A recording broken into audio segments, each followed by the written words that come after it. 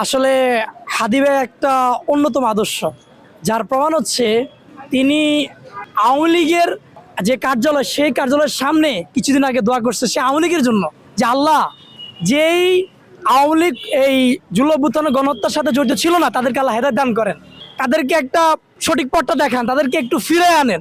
এবং উনি একটা কথা বলছিল যে আমার শত্রুর সাথে আমি ইনসাফ করতে চাই।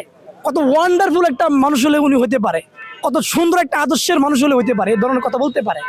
আর সবচেয়ে ওনার মৃত্যুর কারণ আমি যদি বলি, সেটা হচ্ছে উনি একটা কঠিন লড়াই করছেন।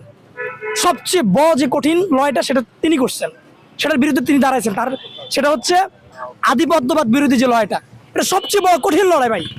আধিপত্যবাদ হচ্ছে একটা অদৃশ্য শক্তি, যেটা আপনার দেশের পলিটিক্সকে বা দেশের কিছু লোকদেরকে বা কিছু সংগঠনকে হাত করে তারা পুরো দেশকে নিয়ন্ত্রণ করবে।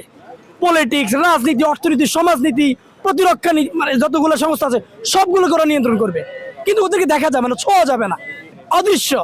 এই কারণে হচ্ছে যে আসলে আমি বলি যে আদিবের যে লড়াইটা, এই লড়াইটা এই কারণে হচ্ছে যে কি কঠিন ছিল। এবং ইনশাল্লাহ এই আধিপত্যবাদ বিরোধী আমাদের হাদিবের যে লড়াইটা, এটা ইনশাল্লাহ যে অসমাপ্ত কাজটা রয়েছে আমরা সেটা সম্পন্ন করবো ইনশাল্লাহ তাআলা।